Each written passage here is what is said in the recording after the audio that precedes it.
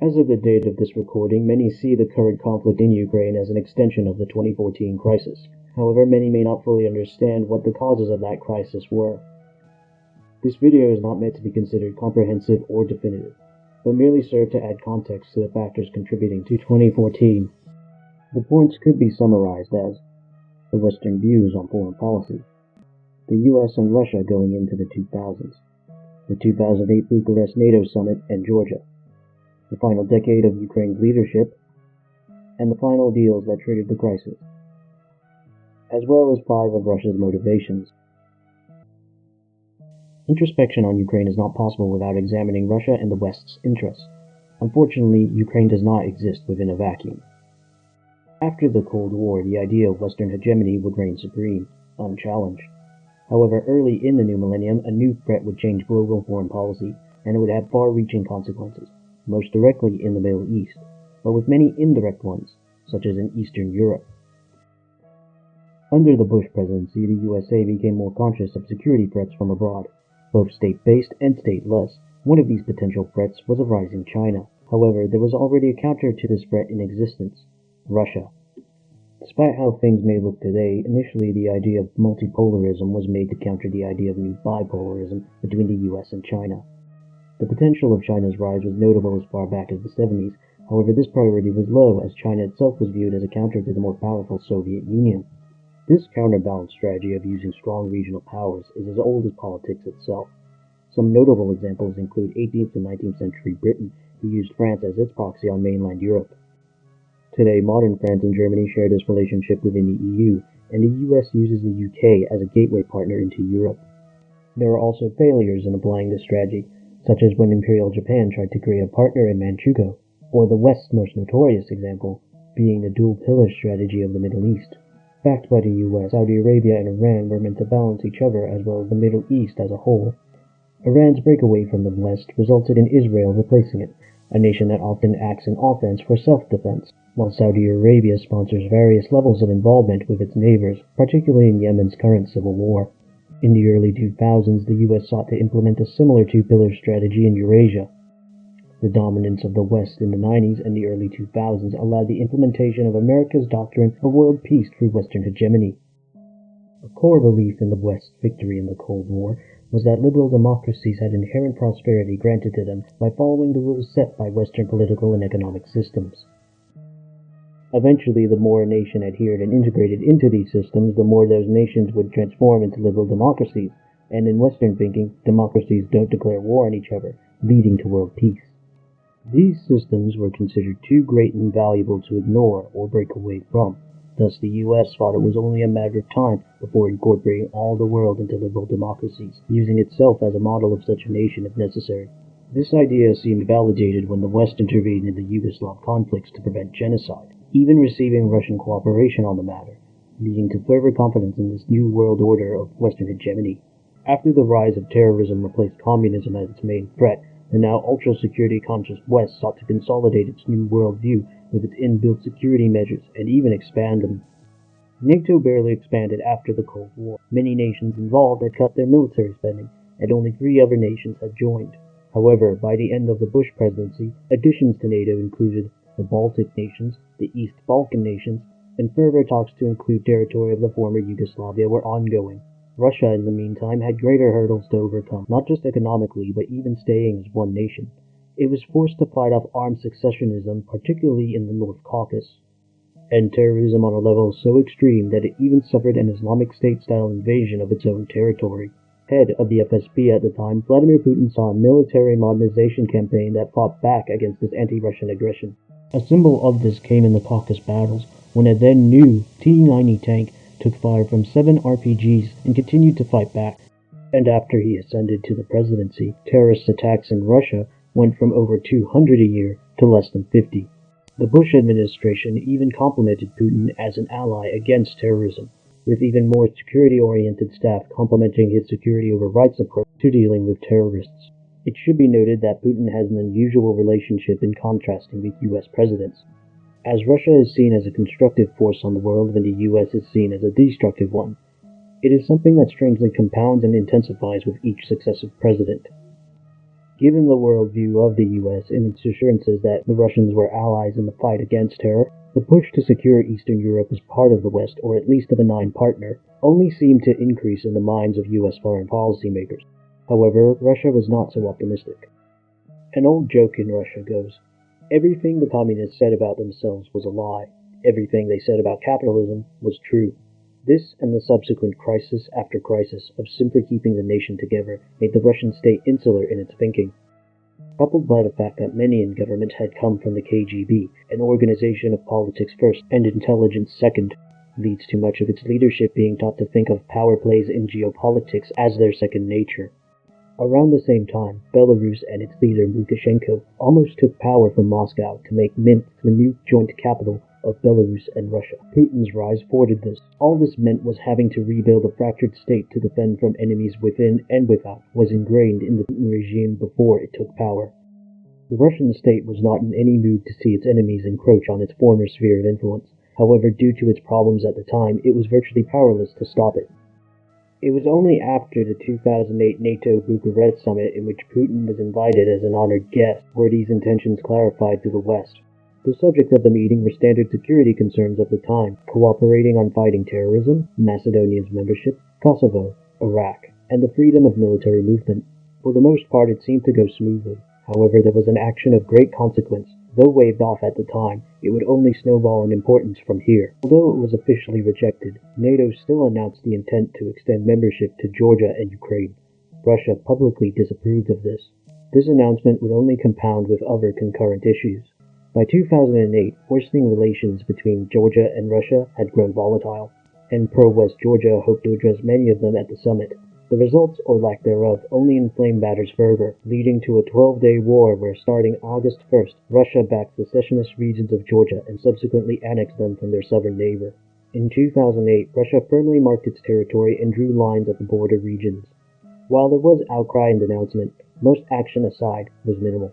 Despite Georgia's pro-Western shift and willingness to join both NATO and the EU, it subsequently received no Western backing and has since stopped serious pursuit of the idea. Despite cutting ties in 2008, in 2010 to 2012, relations between Georgia and Russia were normalized. Georgia proceeds to remain amicable with Russia as the regional power. This was reinforced in 2020 during the brief war with their mutual neighbors Armenia and Azerbaijan, in which Russia arbitrated the ceasefire. It should be noted that NATO invitations were not universally approved. Russia under Putin had risen in prominence enough to make his intentions of the surrounding territory clear by this point. France and Germany also strongly objected to the idea at the summit. Poland largely stated by diplomatic means before and since that Ukraine's integration into NATO was not a good idea. Reasons for such disapproval at the time came from many practical standpoints. Aside from the general mutual antagonism, Russia and Ukraine were largely thought of as a package deal. Offering one naturally includes the other. Many thought of the idea of Russia and NATO cooperation was good, but integration was not.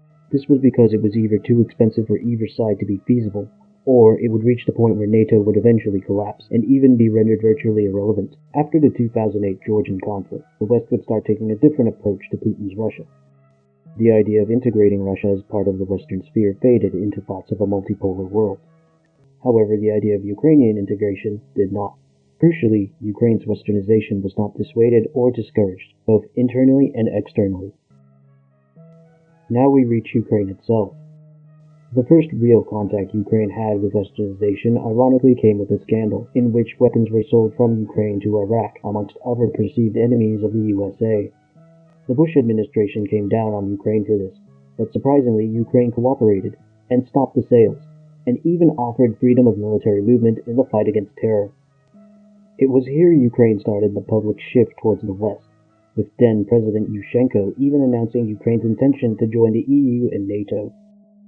The war on terror's contact with Ukraine furthered westernization to the point where anti-corruption movements emerged as a political force within Ukraine itself. Partially inspired by Georgia's 2003 Rose Revolution, protests in 2004, the Orange Revolution, was a peaceful demonstration focused on anti-corruption and change in government. Coupled with Yushchenko's mysterious poisoning at the time, he was soon ousted and two new leaders of Ukraine stepped up to head the nation, Yulia Tymoshenko and Viktor Yanukovych. This looked like a hopeful foundation for Ukraine. Both leaders had pro-EU Western leanings. Both had participated in the Orange Revolution. Both were the two most popularly elected officials in the country. Yanukovych became the president in charge of the nation. Timoshenko became prime minister, domestic leader of the nation. However, there was a critical flaw. They hated each other. Throughout their careers in office, both accused each other of corruption. They did not hold back their enmity towards one another, and even attacked personal qualities. Nothing was off grounds. It even got to the point where they exchanged death threats. None of what I mentioned was done privately. If there were a greater antagonist of the two, it would be Yanukovych. His career in action and quality would make Donald Trump seem tame. He was particularly known to be a bully of anyone who disagreed with him, political or public, and has a legacy of splitting his party with his decisions, often backflipping on his own rhetoric and exacerbating division with his people and nation between pro-Europe and pro-Russian factions.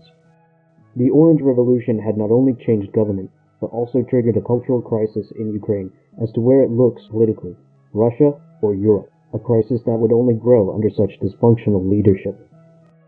It should be noted Yanukovych's government was pro-EU. They would often find it easier to approach and deal with the Western governments. Russia would counter by making more deals that were easier to accept, and outbidding or pressuring him.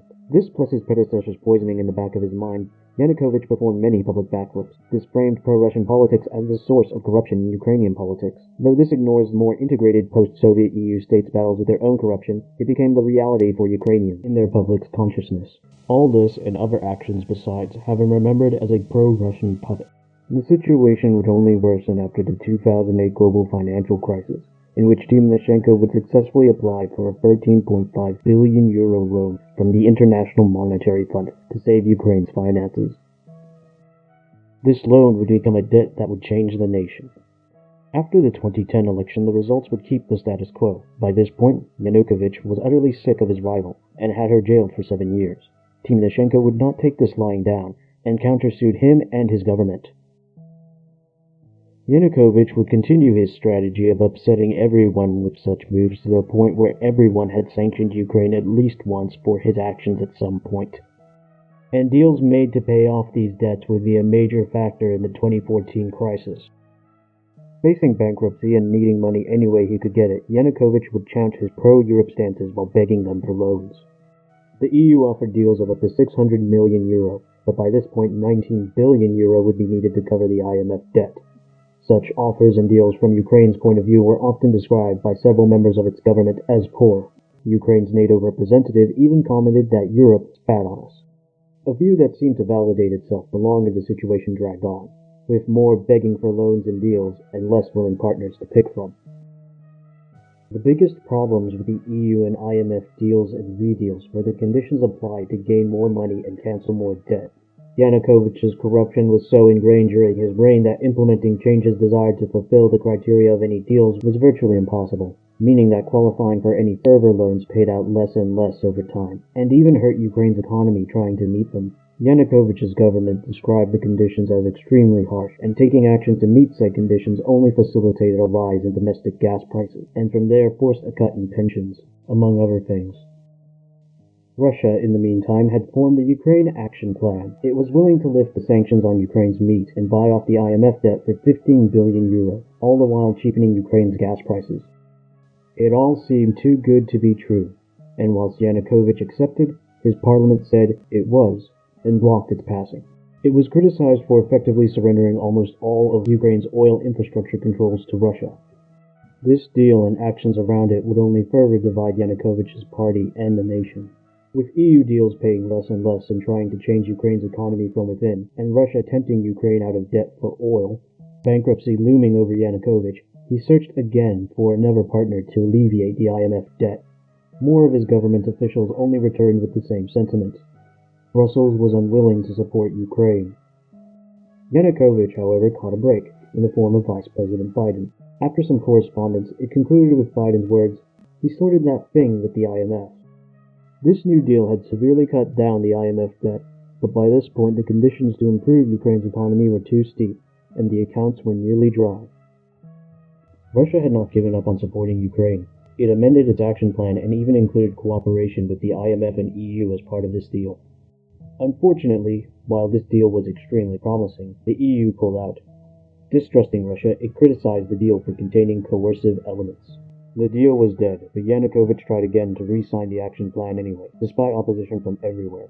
Nearing the end of 2013, as the nation grew poor, Yanukovych desperately tried to pass through the Ukraine Action Plan, but was denied by his parliament and ruled as unconstitutional. This deal was the last straw, and triggered the Euromaidan protest, much like the Orange Revolution but more pro-European than before. By 2014, Maidan protesters were met with anti-Maidan pro-Russian counter-protesters in the southeast of Ukraine. While anti-Maidan was outnumbered, the two groups inspired a reaction of counter-protests, which further inspired larger counter-protests. The cultural crisis in Ukraine was proceeding to boil. After violent suppression measures, Yanukovych was ousted and Tymoshenko was released. Various deals with Russia were cancelled or up for cancellation, and not just economic ones. The Kharkiv Accords leased the Sevastopol, Crimea naval base to the Black Sea Fleet was cancelled and not to be renewed. This meant that rather than a 30-year extension, the Russian Navy would have to leave in 3 years. The movement also resulted in a purge targeting corrupt officials, which would only intensify as time went on. The anti-corruption movement went after pro-Russian officials anywhere. Yanukovych's entire party, all former communists, even outspoken anti-Yanukovych officials were all scrutinized. After the crisis, they would all be officially purged from government. The pro-EU movement renewed, a new deal was made to solve the economy. The EU-Ukraine Association Agreement. This deal was soon signed alongside the purges, and without any consultation or cooperation with Russia. It was also heralded as the first step of EU-Ukraine integration. With Russia's mindset, it all seemed an anti-Russian coup was taking place right at their border. With time ticking and panic rising, Russia weighed the risk. The stage was set. Into Russia's motivations. Several have already been mentioned, but now we analyze from Russia's point of view. The chaos and destabilization in Ukraine and anti-Russian purging was reminiscent of the Georgian situation. Unlike Georgia, however, the police were not encountering armed resistance in autonomous areas, so far with protests and counter-protests. And while police were dispatched, it still wasn't to the level where they were encountering armed resistance, such as they were in Georgia. Georgia's autonomous regions were already resisting before the Russians arrived. There was significant pro-Russian sentiment, it still wasn't at the level of a civil war. Quick reminder, Georgia had normalized relations with Russia after only 2 to 4 years. And while not a direct comparison, there was enough overlap to liken similar strategies to used in Ukraine. The economic deal to Russia was a way of buying time to neutralize Ukraine into a buffer state. Although it heavily favored Russia, they were the ones paying for most of the bill. Why else would anyone make a deal for such a large amount of money, the Russians thought? And such deals were hardly rare in politics. The deal allowed for Ukraine to swing towards the West economically whilst being energy dependent on Russia. The EU-Ukraine Association Agreement, in contrast, feels like a direct counter, and even a stab in the back. It excluded Russia completely, and coupled with the announcement of EU integration, the Russians could only take it as the West announcing that Russia had no future with Ukraine. Denying them cooperation and, having countered their deal, this aggressive Western action alongside the purges triggered Russia into counteraction. As for military motivations, the vulnerability of Russia's border with Ukraine is not only untenably large, but grants access to Russia's key population and administrative centers, as well as resources to the Caucasus regions, which have been targeted before. Considering how much energy Russia expended to retain control of the region, they are not willing to let it destabilize again. Another military interest is the Black Sea Fleet, its location making it highly significant in many areas. Sevastopol's location is no coincidence. Even since ancient times, naval powers have been projecting from here, due to its near-central location to the Black Sea. Moving the base to anywhere else would be extremely costly, not only in effectiveness but in support. Complying with Ukraine would have turned Crimea into a potential barrier and leverage against Russia. The Caucasus is too mountainous to resupply effectively from, meaning that there would be a need for a support chain of supply bases to be built. This would only balloon the cost of maintenance, and the result would be severe redundancy. On top of reducing costs, it also acts as a direct counter to the NATO air base in Turkey, which is also used for similar power projection in the Black Sea. A neighbor in chaos. A hostile coup. Border and naval vulnerabilities are all reasons that pushed Russia into action. However, what is yet to be considered might be the biggest motivator for 2014's crisis. What you're seeing is a rough layout of probably the biggest motivation towards any action in Ukraine. You see, Ukraine is a key pathway for one of the world's largest and most complex pipeline networks in the world. When you remember that Russia is essentially a petrostate with its energy supply being a key strategic asset in its economics and geopolitics, this map becomes extremely important. If it isn't already obvious, a recoloring should make it clear. Red are the pipes directly in Ukraine, green are those directly affected by Ukraine, and purple are the reactions to Ukraine. As Ukraine drifted away from Russia, it responded by building more pipelines to reduce Ukraine's potential influence on Russia. In the south, we have the purple Turk Stream pipeline, which delivers to a key customer, Turkey, fuels from the Caucasus regions. There are even plans to create a branch from this into Bulgaria, and from there it'll extend into Central Europe and Italy. In the north, a second line was made to pump through to Belarus, which in turn goes through Poland. Germany, another key customer of Russia, receives it from Poland and Nord Stream 1. It then resells this down the line to the Low Countries and through to the UK. The Nord Stream pipelines are a way for Russia to connect to one of its best customers and negotiate prices directly, as opposed to going through Poland and Belarus. Nord Stream 2 was meant to be an extension of this, although Poland does get another consolation prize, with another bypass created to feed directly into Central Europe. Just seeing the effort in bypassing Ukraine demonstrates how important and how deep the risk this network presents to Russia. But to make it even clearer, here are the pro-Russian regions overlaid with the network. Combine this map with everything discussed before it, and the Russian motivation becomes extremely clear. Although 2014 is now largely seen as a foreign policy failure, and even achieved the opposite of its objectives, after seeing it in context, it's difficult not to see the same kind of irony in the lead-up to it, as well as seeing the lack of lessons learned by all parties into 2022's crisis. If there is a takeaway, it might be that diplomacy is not a one-way street. One must be an example before demanding it, and accompanied by a prerequisite of understanding. Let us hope that such a thing is not too much to ask for the future. Let me take this moment to apologize to you for the ropey animations and audio. My audio and video capture all failed and took all my work with it, so I had to redo it all over again from scratch. Well, not completely from scratch, but I did have to redub everything at least 3 times, which is why the audio sounds so inconsistent. My apologies again. I'm sure you've also noticed that the images aren't actually animations, they're slides. I just used OBS screen capture on my Photoshop for that part. And sorry for the lack of quality. If you made it this far into the video, thank you, and if you didn't, I don't blame you.